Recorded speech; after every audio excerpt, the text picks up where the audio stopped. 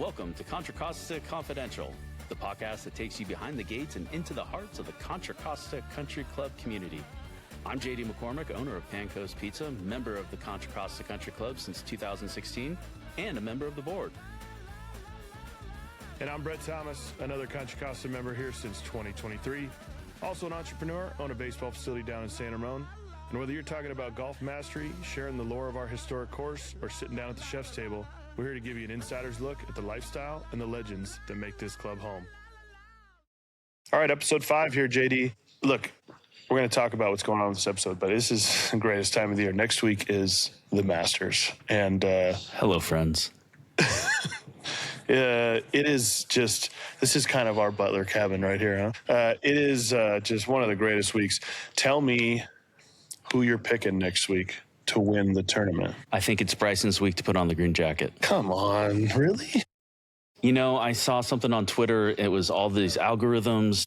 Ranked number 9 player in the world, has won it like 3 out of the last 5 years. I think he's there. He's due. He's got the mental game. He shows up big in big tournaments. He's goofy. I feel like he has done well for the game of golf. And just like last year, Rory put in his time and he won his green jacket. He had 10 years between majors and like this big thing. I don't know about you, but like, I'm not ashamed to say it. I wept a little when Rory won it. I'm not going to weep when Bryson wins, but Bryson's a California kid. Comes from Clovis. He's a California kid. I'm going to be pulling for Bryson this week. I definitely didn't weep. I like Rory. I have a hard time. There's some weirdness to him that make it difficult for me. Of course, he's Irish.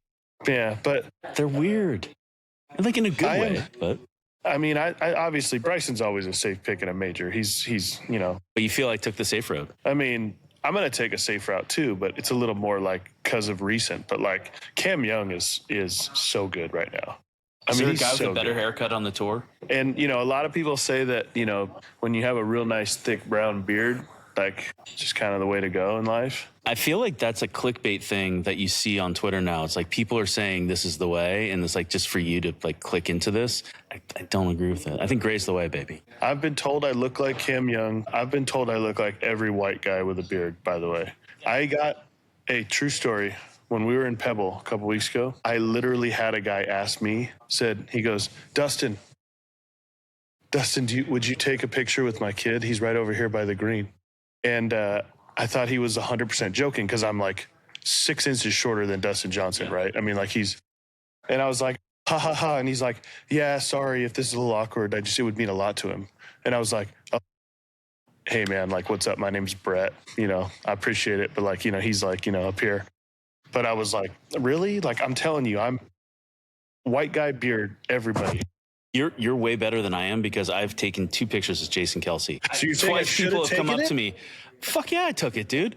Twice people came up to me and they're like, hey, Jason, love what you're doing. Can I take a picture? I'm like, yeah, for sure, dude. Like, you're going to be so disappointed when you show this to your friends and they're like, that guy looks nothing like him. My God. Well, I'm extremely excited for the Masters. I'm going to do a shameless plug here. I do a Masters pool every year. Anybody that's interested, we have had some really big pots of late as it started to grow. So if you're interested, email me, brettthomasbaseball@gmail.com. I'll get you on the list. Anybody listening would love to have all Contra Costa people involved. It's super fun. It's so much fun when you're at the bar that weekend and everyone's like, who'd you get or who do you have? And you're watching, oh, I have him. It's so fun. So hopefully everybody gets involved. As a willing participant the last 3 years in this pool, it is the highlight of Masters for me. You've made some pretty good money I have. In recent years too. I'm about to make some more. Bryson's going to make me some more. Who do we coming up today? We got the General again, part 2. Love it. How great was that conversation, by the way? Man, so good.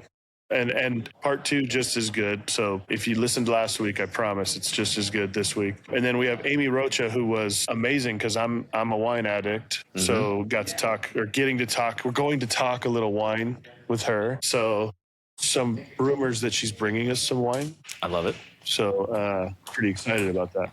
I love it. I'm really excited. Let's dive. All right, very excited. Today we have Peter Cross, the General, here with us. Very excited to have you. Thanks for joining us. It's my pleasure. What are some of your best stories? Give me your best story from Contra Costa. God. That you can share that could be public. Or, call someone out. Who cares?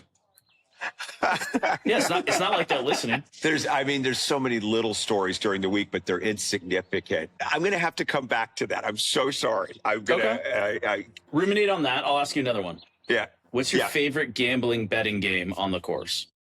I love 2 versus 2, rotating every 6 holes. You know, a front, back, and automatic, a little Nassau. And then with all the junk, it's an easy game to keep track of. Everybody rotates, so, you know, you're not stuck. If righty-lefty disappeared today, I'd be the happiest man on earth. I don't understand this game. I shoot my best rounds, and I end up paying the most money because of the randomness of this damn game. Righty-lefty. And I've tried to embrace it. I've tried to take a different tack towards it where I say, oh, let's play righty-lefty. Do you see what I'm saying? I changed the frame of reference. But 2 versus 2, rotating every 6 holes is my favorite game. And if not that, then Wolf, you know, where you tee off and then you pick a partner. I love that game. It's been documented that I hate Wolf. I'm a pace of play guy. I don't like waiting for the rotation. To order it bothers me. It's like if I'm ready to go on a peg it, I'm gonna play, you know? Yeah. Okay, I'm gonna ask you a question. Obviously, that summer sounded incredible, but give us top 5 courses you've played. I can't talk enough about Olympia Fields in Chicago. We have 2 members here. Gary Wilkerson originally, and then Carl was a guest of Gary's at the same time I was, and Carl ended up joining as well. Olympia Fields, it's 2 courses. They've had major championships. It doesn't have a stuffy feel at all. And, you know, we've all been to clubs that there's so many, you know, rules that you almost feel immobile, you know, that you can't relax. But they just strike that right tone of tradition and family. And it's just a wonderful piece of real estate. So Olympia Fields. I love the California Golf Club in San Francisco. I think is a wonderful golf course. And there's a lot of good courses in the city, but for some reason, that one really strikes my fancy. I know people go down to Monterey and they say, oh, I like Spyglass. I think there's no question that the Pebble Beach Golf Links is probably one of the top 3 courses in the world. So I love Pebble Beach. And if the wind's not blowing, you can, you know, do okay there. It's not one of these courses where you go out and shoot 95 automatically. And then I had the pleasure of playing La Jolla Country Club down in San Diego. My wife, Melinda, her brother's the GM there, Mike Mooney. He's retiring this year. He's 72. He started out as a golf course dishwasher and did every job you could have in a golf club, and ended up at a marquee club like La Jolla as the GM. But that's a neat little course. Gene Littler handicapped out of there.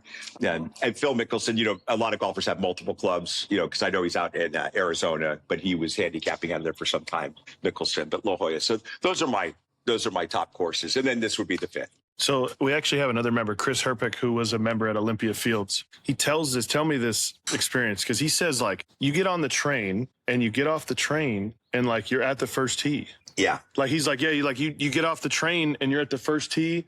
He's like, every Sunday we go down there, you get off the train, they hand, you know, you kind of call ahead and they hand you a bucket of beers and you're on the first tee and you go.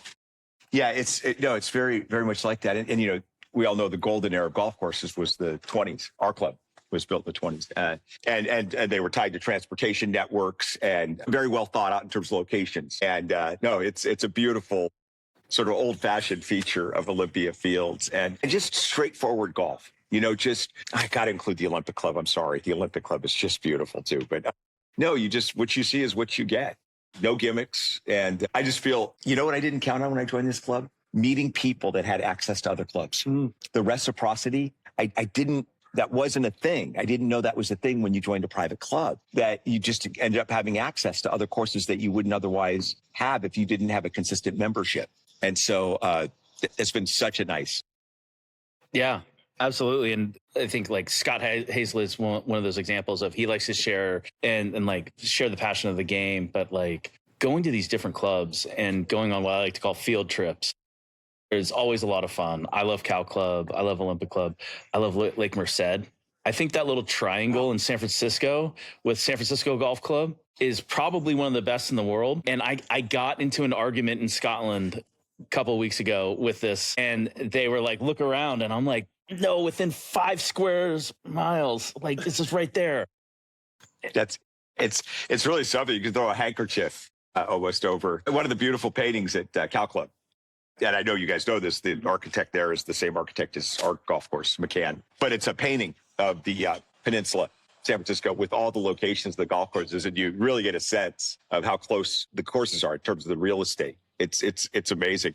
There's another packed area in California, down in Southern California, with Bel Air, Wilshire, Hillcrest. You have all these private clubs in a very Riviera. I was the Grand Marshal of the Pacific Palisades Parade, and they put me up at Riviera, the hotel. It was around COVID, and I was alone in this massive hotel at the Riviera. I felt like Jack Nicholson in The Shining, the isolation. How it was surreal. weird.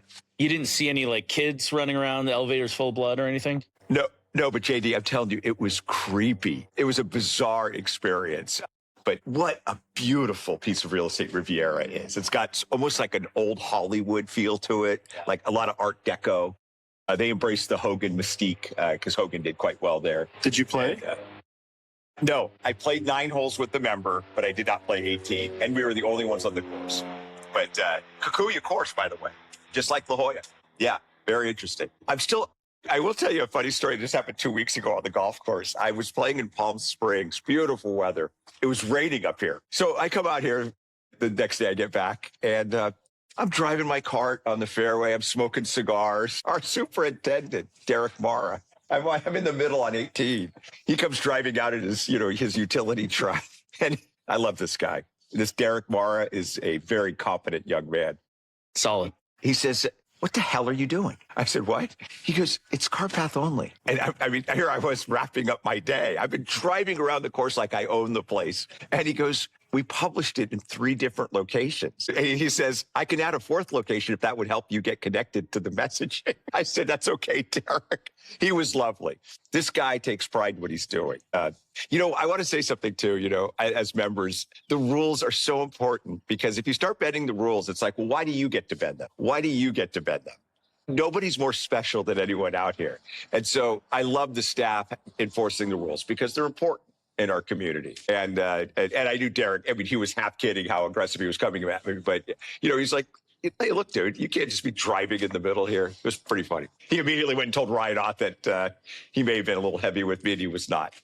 He was lovely. Did you get a strongly worded letter or something? I haven't gotten one of those yet. I've probably deserved it on about a half dozen locations. Okay. I mean, incidents. I love that you say that about the rules. I think we can be better at helping the staff by following the rules and not putting them in positions to have to do some things. I think there's some things that are, that we could discuss. The rule, but rules are rules. The other piece is just integrity, because I'm telling you that when you talk about like the community and how it's like, this is our place to relax. The one point of contention is integrity of the game, right? And that's where it's like, that's where people will start, where it's like, yeah, there's going to be some tension because you're in my community and you don't have integrity when you're playing against me, right? And so I think that there needs to be a little better job here. I think every club, but we're just here, of just having some pride in, can we be the most integrous? Is that a word? Integrous club. You know what I'm saying? And that would make us all so much tighter because you don't have to think like, you know what, do I have to watch that guy while he picks the ball up? Or did he says his handicap's what? You know what I mean? I know what you mean. This is a very interesting topic, by the way. So I have this pet peeve with shirts untucked, and it's my military background. And you see that. I mean, it's just, especially with today's fashion, it's very common. If every member police up after themselves, and we all know what the rules are, that would really take the pressure down a notch from everybody, whether it be our staff, the fellow members, that we don't have to, whether it's, I'm at the range and I look over and I see some guy hitting white balls with driver. Yes. Oh, I always hit him straight. And the next thing you know, he's, Now, as a member, you have to correct another member. That puts you in a very awkward circumstance. Absolutely. And so if we acted with integrity individually, I think that pressure goes down, that we have to be policemen with each other. And like I said, I don't want to be a hypocrite here. I've had my own offenses here. Who has? And so coming here every day with each other is like a family in a house. And we all know, we have to, at home, really pay attention to how we behave if we're going to get along under this roof. And the club can always use integrity and more civility, in my opinion. Well, I also think the byproduct of that is The fact that every time you take the staff away from what they're doing to deal with a small infraction or do something else, it stops them from accomplishing what they need to do in the day to make this club better, right? And so the shirt untucked example, it's not that hard. Something that I think we can all be responsible for. Fixing the divots. Shout out to Dan O'Malley, because I know you're listening. Fix your divot and your pitch marks, right? Make the course better. And it's on us as members to take care of it and have pride of ownership. Was that too I couldn't boring? agree more. And, you know, I got to tell you, and I you guys probably feel the same way. I meet guys like Ron Westgate, Dan O'Malley, people that have been here a long time, and they've seen this club evolve. And, you know, we're all going to have to carry the torch, you know, as we get older and the new members come in, and we have to show them how to behave. Dan O'Malley has been so helpful to me in terms of the golf course history. We talk about architecture out here. Carl Campos, how much time has Carl given to the club with his knowledge? We're so lucky that we have these leaders that choose to serve on the board. JD, I know you're on the board. You know, this is our club, and we need to really care for it like something precious, in my opinion. It doesn't take care of itself. And so, Brett, I couldn't agree more with what you said. I do have a story. I was only a member here for about a week, and I'm on the dog leg par 5 up here at the 15th hole, downwind. So I cut the corner, and I have like a 6-iron to the green. I mean, it's a wind, you know, I normally don't. And I fan it right.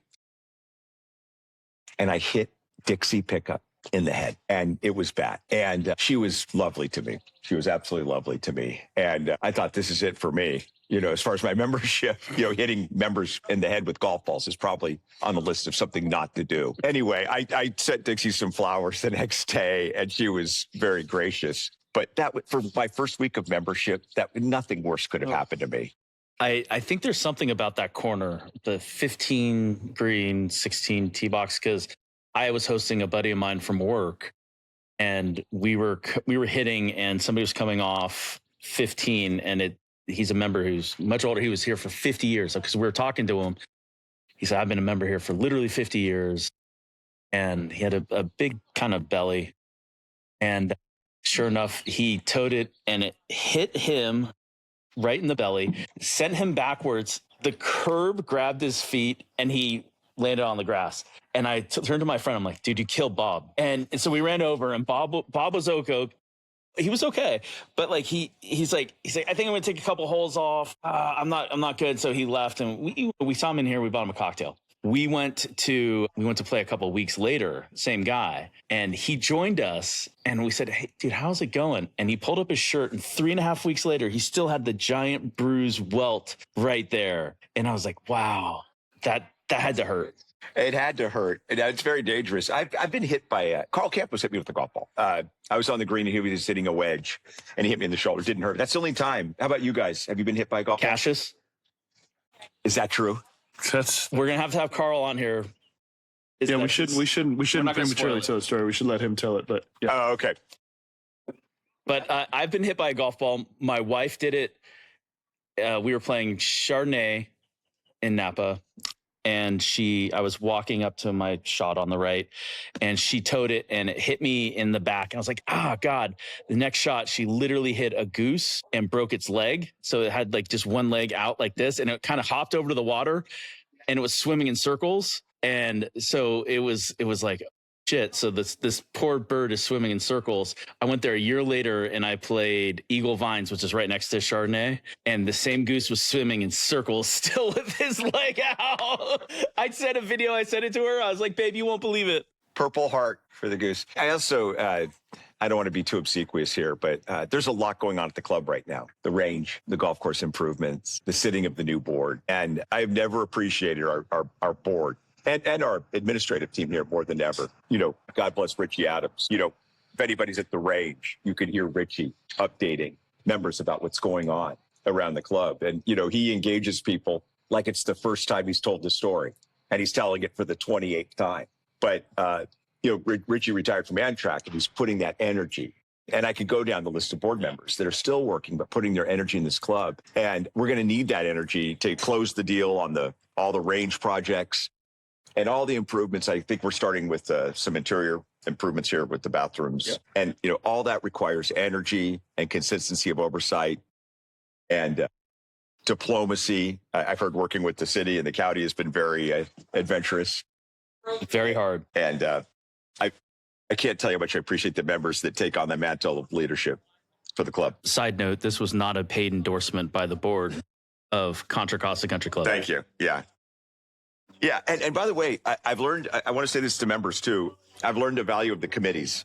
The committees are an arm of the board. And we tend to see like, JD, I'll see you, I want to bring you my problem as a board member. And I think people would find if they brought things to committees and committees will take up.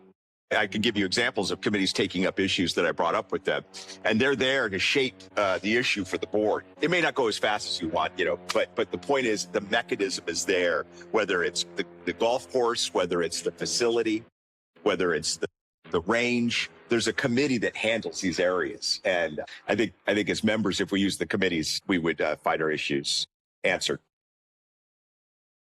And, I think if you have enough of an issue with certain things, like you need to get involved. I think that's one thing that like JD's been a great example of, but it's just the idea of like, you can't continually complain about what goes on until you've sat in the meetings and you really understand what goes on and what everything really means, and ask the questions, talk to the people in the committees, like really do it. Now, you're not going to get everything you want, I'm sure, but you're at least going to get the right information that tells you why things are the way they are. Absolutely. Absolutely. Agronomy is one thing. I thought people like think they know how to run a golf course, or, they say, why don't they do this or this? And what you find out is the complexity of almost every issue in this club. There's second and third order effects that you're unaware of, but an issue is rarely the prima facie issue that it is. There's always some complexity to it. And I've come to appreciate, especially the golf course, the science that goes behind. Absolutely. Keeping this golf course. I've seen Derek out on the golf course, taking notes, getting used to the golf course, understanding it, doing quantitative research to make sure that he's doing the right things, which is something I hadn't seen in the previous two heads of agronomy take advantage of. I was out for a couple of weeks and I come back and the grass on the right side of one is browned. People are coming up and talking to me, and it's a part of a bigger project. It's part of a bigger thing to make this golf course better, right? Aesthetically, it looks a little weird right now. Agreed. That's going to be fescue. That's going to be an area that is designed to give a little bit more teeth to the course, especially on 3 coming up for the longer hitters. The people that want to argue about it's a pace of play thing, well, guess what? Just don't hit it there, right? Don't hit it there. It's far on the right. It's short. If you hit it there, you're doing something wrong. You're playing the wrong tees, right? So, I think there is an onus on the club player that to know the course, know where your game is, and play the course accordingly. Yeah, and our golf course, I think most people agree our handicaps don't travel great. 100% agree. Yeah, I mean, it's not a gimme, the golf course, but it's also it's not hard. It's as hard as you make it.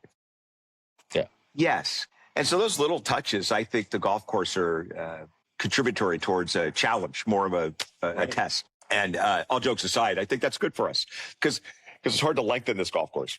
So we can find different ways to toughen it up. I actually like the contrast of the dormant grass and the green. I love it. It makes the green pop. Yeah. Listen, and when those trees fill in, it's going to be great.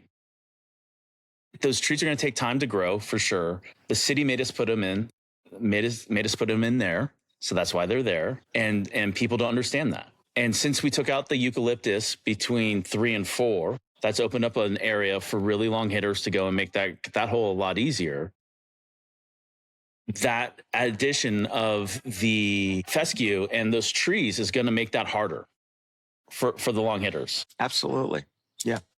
So I think we're in a very good position, but it's going to be a busy year. It is. All right. So Richie said you have the best playlist in the club. Yeah. What is your key to a good playlist? Variety. I read in Golf Magazine like 2 years ago. There's like golfers you don't want to be paired with. And I'm reading it. And it's like the guy that plays music. And I was like, oh no, because music is such an individual taste. So, to just start blasting whatever you're playing is kind of not cool. So I tend to go with a variety, but I keep it really safe down the middle, yacht rock staples, some Motown classics. I love Sinatra. So I stay with pretty commercially successful. Elevator music is what you're saying. Yes. That's Gary Wilkerson. Wilkerson's got spa music, and it's trippy when I think it's part of his head game that he plays with you. It's like you're checking into the W. Part of it's like, and then part of it's like tranquil spa stuff. It's really weird. Music has been in my bones. My dad was in advertising, and he helped start the Concord Pavilion back in the 70s. That was built for the Concord Jazz Festival. People don't know that. There was a financial mogul, Carl Jefferson, that founded Concord Jazz record label, and he started. My dad and I used to go pick up the acts at the Oakland airport. I met Tony Bennett, Benny Goodman, Sarah Vaughan. I remember Benny Goodman. We picked him up, and we took him to the Concord Motel by the Buchanan Field. The whole way, though, he was talking, and that's the first time I'd heard the F. I was in back. I was like, I don't know. I mean, I knew he was saying some like raunchy stuff, but I'm like, so we drop off Benny Goodman at the hotel. My dad says to me, I sit in the front seat. He says, "Did you hear that word?" He says, "That's the worst word you could ever use." The F word. Anyway, but I just love music. I try to keep it down and not blare it, you know, but I tend to get a good reaction. I try to look at people and try to sense if they're okay with it. I'm going to send you some good bands. I think they'll augment your playlist nicely. Great. Yeah. Great. Yeah. I love new music. One time during the Dival Vista Classic, I was on one hole and I hear this electronic EDM music and I look over and it's Charlie Campbell. And this golf cart, his partner, it was like a mini rave going on. And I didn't know it was Charlie. My eyesight's not great. So I throw up my arms like we're playing Augusta, the final round. Charlie Campbell lets me know about that story every day I see him out here. This all checks out, by the way. That was the number one name in my head when you're like EDM music blaring, like the rave. I'm like, that's got to be Charlie. That's Charlie. What a funny guy Charlie is. Beautiful family. Nice. What else you got? You want to wrap? All right. Why don't you wrap us? Take us home. Come on, Papa. Well, General, that was incredible. Lived up to the hype. We wanted you. We wanted you. You're top of the list. Incredible stories. Thank you so much for joining us. We really appreciate it. It's my pleasure. And thanks for doing this. I can't tell you. Even if the podcast reaches 20 more members, I think it's worth the effort. It's a pioneering type activity, and I think we need to do this more. People like to drive and listen, and this is a great opportunity to get to know the members of the club. And so thank you very much. Awesome. Well, we appreciate your support. We appreciate your service, and thanks for being a member and making this place better. It's my pleasure. I'll see you out in the links. We'll see you out there. All right. We're really excited to have a member of the board on our, very small but yet beloved podcast. Amy Roshca, say hello. Hello. Awesome. Amy, tell us a little bit about how you came to Contra Costa, how long you've been here, and some of your many hats that you wear here. So my husband and I came to Contra Costa about 13 years ago, I believe. So right before the course went under the knife and did the whole renovation, they were looking for new members and the rates were great. So we jumped on board, and then probably like 4 weeks after we jumped on board, they said, hey, the course is closed and we're going into renovation. So we got this beautiful assessment and an amazing golf course as a result. So I'm totally fine with that. But I actually got into golf because I met Nick, my husband, and realized if I wanted to spend time with him on the weekends, I had to pick up this game called golf. So that's how I got started with golf. And then being here at the course, working is hard to get involved, but I was recruited for the board and said, well, what the heck, let's try it out. So 3 years ago, they accepted me as a board member, and I've been busy ever since with the membership committee as my baby. What do you do to pay the bills, though? I work for Treasury Wine Estates, which is an Australian-based wine company. We have over 70 brands under our portfolio. The big ones out of Australia are Penfolds. You guys probably heard about this small little label that has a beautiful blend called The Grange, which is their founding wine. But I work out of the Americas office. So we've got 7 brands here in the U.S., starting with Dow down in Paso. Then we have, I'm not close enough. So then we have up in the Napa area, we've got Frank Family, Behringer, BV, Stag's Leap, which is the S apostrophe, not the apostrophe S. There are 2. We have Etude out of Sonoma, which is really good for Pinots and for sparklings. But yeah, we've got a nice variety, and we are tasting some of these shortly. Thank you for bringing it to Sure. us. So And this is what are we tasting here? This is a 2023 Dow Reserve cab. So it's considered a young cab because it was just bottled. Definitely has some time. You can store it and get some more out of it. But so this is when you start every work meeting, do you have to try wine? no. Boo. That's a bummer. But we do have times when we are allowed to drink. They kind of frown on you drinking during working hours, kind of want you to get your job done. But during harvest, I've gone in and done fermentation tastings, which are completely different. You're actually with the winemakers. They pull the wine out of the barrels or the tanks, and it's still in its fermentation stage. They haven't filtered it or tuned it. And I'll tell you, a cloudy Chardonnay looks incredibly disgusting to drink.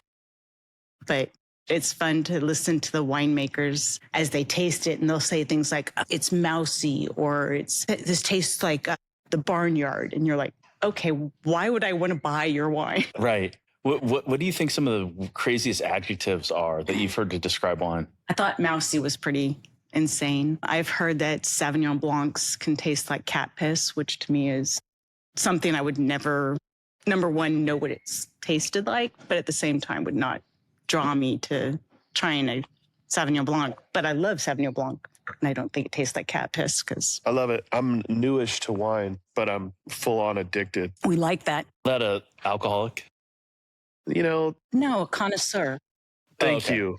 Thank you, Amy. I appreciate Sorry, I'm you. old. And I've enjoyed the wine fairs that we've had here. And just the different, learning of the different varieties. So talk a little bit about your favorite varieties of wine and what kind of draws you where. So my favorite varietal is actually a Cab Franc, which is the granddaddy to Cab Sauvignon. So a Cab Sauvignon is a blend between a Sauvignon or a Chardonnay, not Chardonnay. Let me get this right. Cab Franc and Sauvignon Blanc. So they basically took two different vines, blended them with their hodgepodge genetics that they do. But the Cab Franc is the granddaddy. It has more of an earthy kind of appeal to it, which is what I like in my blends. I went to a tasting at Charles Krug, and one of the best definitions that I ever heard was, as you drink this, it's going to pull on your tonsils and take them down the throat with the blend. And I was like, oh my God, I love that. So I like tonsil pullers. And there's a place for kind of the mellow cabs and stuff, but if it's not filling my mouth and making things pop, it's like. I think we may have to put an explicit label on this episode now because of tonsil pullers. Tonsil puller. There's a rumor at the club that Amy likes tonsil pullers. Yeah. Oh, great. Now I'm going to be labeled that. It's going downhill quickly. Yeah, here. it's going downhill. I'll That's be all like right. out. The tonsil puller. Talk about the connection. I'm the connection between golf and wine, because I think I am these guys even make fun of me because we'll finish around at 11 or 12, come in here and I'm like, I'm having wine. That's what There's I nothing love. wrong with that. Love a good I glass of wine. personally prefer you do that than beer. I mean, our industry needs it. So definitely drink lots and lots of wine. So for me, wine in golf pairs well because you want to share both really good friends. It's something that when you're with people you enjoy, it tastes better. You create memories, and that's what wine's about. It's what golf's about, right? I mean, how many times have you gotten off the golf course and you talk about, oh my God, that shot in number 3. Same thing with wine. Oh my gosh, that sip I just had these amazing, memories that it brought back and stuff. I'm not a believer when you're tasting wine that it should be about the vanillas and the oakiness. It's more about what memories does it bring back? What stories does it tell about just life in general as you're drinking the wine? I know a lot of people who will be like, but it doesn't carry a high price tag. I could care less about the price tag of the wine. For me, it's either yum or yuck. I either like it, I'm enjoying the company I'm with, or it's like Love that. bad company, bad experience, bad wine. So I love that yum or yuck. yum or yuck. Because we talk about this all the time, and I'm like, honestly, I don't know what I'm tasting half the time. It's like I either like it or I don't like it. That's like pretty much it, right? Yeah. It's like art, right? You either love it or you don't. That's Yep. right. Yeah, absolutely. I can see you in the future with a T-shirt that says "Yum or Yuck." Yeah. Maybe it's a hat. I don't know. Yum or Yuck. I really like that. But it's similar to golf, right? Good shot, yum. Bad shot, yeah. Yuck. There's been a lot of yuck lately on me. It is true, though. I'll tell you, I've now started, buying more wine, and it just accumulates if I don't have people to share with. Because I'll be like, we'll just be sitting there looking at all this wine. I'll be like, all right, we got to have like a dinner party or something, because I'm not going to just open up a bottle of wine for myself, or, every once in a while, me and my wife will have a nice dinner or something. But I'm like, nah, we got to have people. I want to share this with everybody and share the experience. Yeah, it just makes it more enjoyable. For sure. Because everybody has a different take. Like, what do you think with this wine? This wine, I think it's young. I like the legs on it. I like the color. I think it needs another 10 years. Probably. And when you get to 10 years, this is going to be pretty epic. That's my read on it. It's drinkable now. It's very drinkable. It's not, and that's what I like about all of our wines is they're approachable now. Yeah. So if you're a trunk seller, as we like to call them, you basically bring it home from the winery. You open your trunk, you open the bottle, and you pour it out. You can do that. But if you want to take it, lay it down for 10 to 12 years, you can do that. In fact, we encourage people to buy 2 or 3 bottles. Drink one now, take notes. Drink one in 3 years, take notes. Drink one in 10 years, take notes. Compare your notes. Yeah, that's interesting. I think my mother has a big wine cellar, and so we've benefited from this. My parents owned a restaurant a long time ago, and we have like a lot of like great wines. Some of them have turned, but yet we've had that approach of multiple bottles over a couple of years, and you can watch that maturation happen. Yeah. It's really interesting, and some have gone from okay to amazing, and some have gone from good to really bad. Like we wouldn't even cook with this shit. Like it's bad. So it's interesting to watch wine evolve. It changes within the bottle too, To Like stew. even as you're drinking, it's like I'll drink it, I'll be like, and then my second glass, I'm like, oh, Because the air's gotten to it. yeah, exactly. So a lot right? of them, when they say like, let your wine open up, that's like, let the oxygen get to the wine and let it kind of do its thing. Another test to do is try it with salt. So if you have a bottle of wine where it's like, I'm not so sure about this one, put a little salt, just like you do a tequila tasting, lick it off, take a sip of your wine and see how Interesting. it changes. Wow, I never thought about interesting. that. So salty foods will change the taste of your wine. Sugary foods will change the taste. If you guys ever have a chance to do an experience like that where they have like the pairings with the wines, it's amazing to hear the winemakers talk about this will pair well with this because these two things interchange and share or expand the wine out. So it's fun. Which reminds me, we have a wine tasting coming up. You all should sign up for it. Yes. When is it? The A wine wine dinner? dinner on April 25th. Yeah, we'll be Frog there. Sleep Winery. Not one of ours, but it's a small boutique winery up in Rutherford area. I think the wine dinners are the most underrated thing at this club. Really? They are amazing. They are a blast. It's like, the price is unbelievable. Like $100, you get like gourmet meal, wine. I mean, it's an absolute blast. And you I need love to it. talk to the winemakers because Yes. they usually have a winemaker here. Yeah, they're telling the stories of how it all started, and every time they come up with another wine gets poured, they come up tell the story about it. It's awesome. I love them. What's the best story you've heard with wine, as far as like a winemaker's story? Winemaker's story. Well, actually, our Stag's Leap, the other wine that I brought here.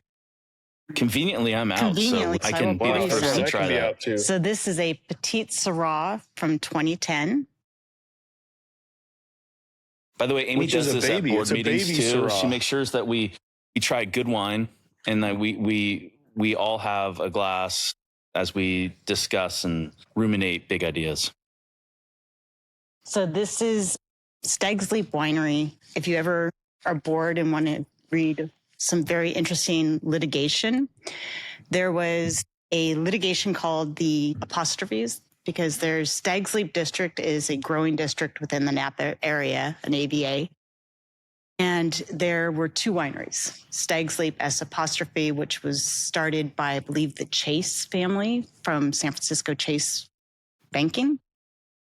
And during Prohibition, they closed down because you couldn't produce wine, but you could buy all the ingredients along with a list that said, don't do this. Don't crush your grapes.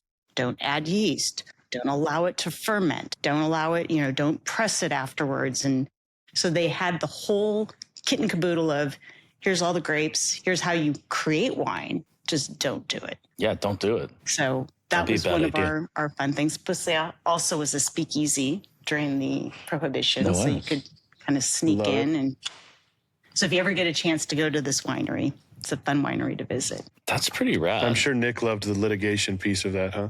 Yeah, because it turns out that they're both in the Stag's Leap district. And one was saying, well, you're infringing on our copyright of our name. And the judge basically said, actually, it's a difference of apostrophe. So you're all good. Yeah. So what is Stag's? It's S apostrophe, which is basically multiple stags. And it's a leaping stag, which is ours. So it's Stag's Leap Winery. And the other is Stag's Leap Wine Cellars, which is a single stag, but he's not leaping. He's actually got 4 feet on the ground. That's the one that's right off of Silverado. Okay. So we're both off Silverado. They're right off. One's possessive and one is plural. Thanks. Plural versus singular possessive. Yeah. Little English lesson for you kids out there. Yeah. I'm the worst at it. I'm worse at English. Punctuation is important. Words are hard. I don't like them.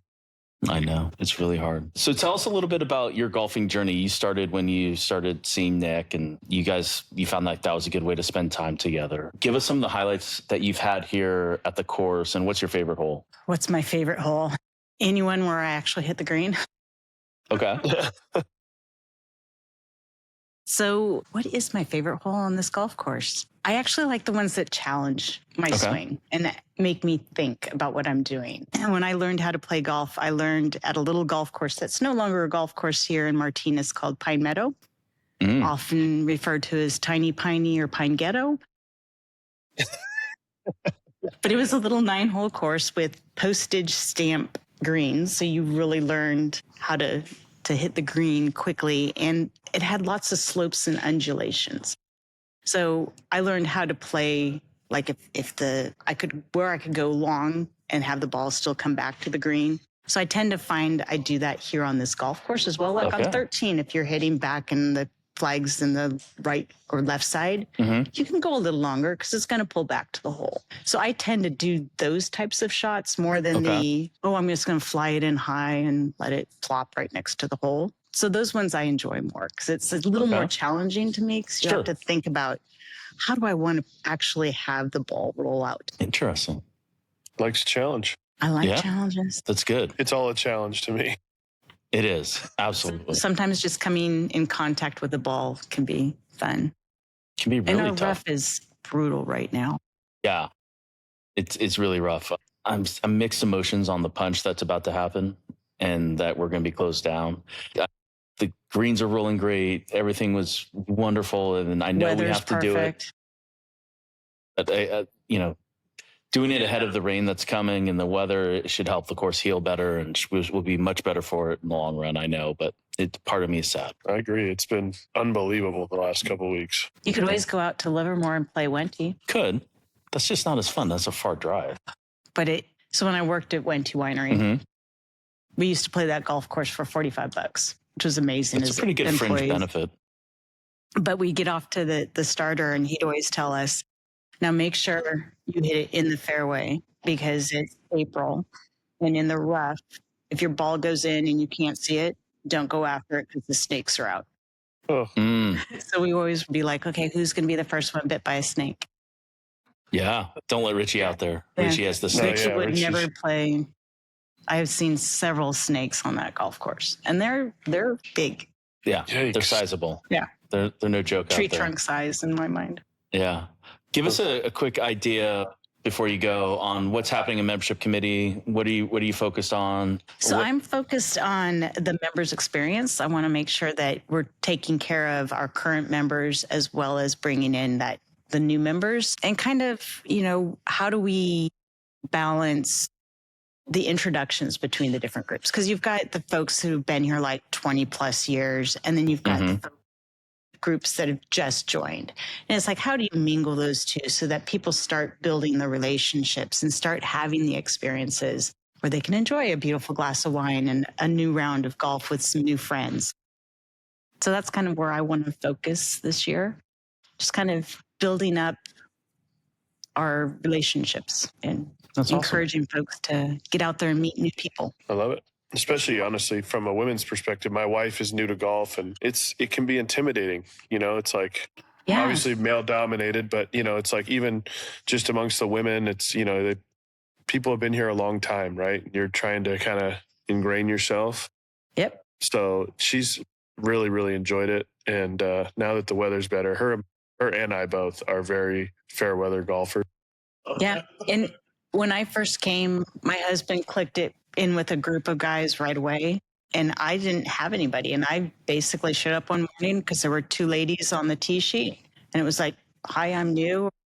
Never played this course before. And they were like, great. And still playing golf with them to this day. So it's so cool. It's like, how do you make those relationships and get the courage to go out and buddy up with people you've never played with before? So as a membership, I'm thinking if we had member mixers and people kind of knew, it's like, hey, this is some ladies that go out and play in the morning, and here's some ladies that go out and play in the afternoon, and here's some working ladies who can't be in the WGA or the Divoteers. It's like, but they go out and play. If you want to play with them and you see their name on the tee sheet, sign up with them. Because that's the other thing. It's like I've signed up on the tee sheet only to be, the other group that I signed up with, like they drop off. And it's like, I'm not scary. I won't pull tonsils out. I only pull my own tonsils. That's awesome. Well, Amy, thank you so much for all you do at the club and making this place a good community, and we appreciate it. And more importantly, thank you for the wine. This is delicious. The Stag's Leap is very, very good. And that one has definitely been aged. Yeah, but it's delicious. It's got such a deep, dark red color. I love it. It's great. So the winemaker on that one is a French winemaker. Oh. Dresses Brett like a Frenchman today. And you've got the French laugh. All right, that's enough. I'm done. Thank you. Cheers. Cheers. How awesome was today's episode? I mean, Amy bringing us the wine. It's always clutch. Love wine. I mean, that wine is so good. This is a 2010 Stag's Leap. With an apostrophe. Where is the apostrophe, though? After the S. After the S. That's right. S apostrophe. We learned that today. Yeah, the apostrophe litigation. That was amazing. And honestly, I'm a huge believer in the connection of golf and wine. I thought that was really cool how she brought that together. Yeah. So amazing guest. And again, we always appreciate guests that bring us wine. Yeah. And the general, more amazing conversation. Always a good time talking to him. I can't wait.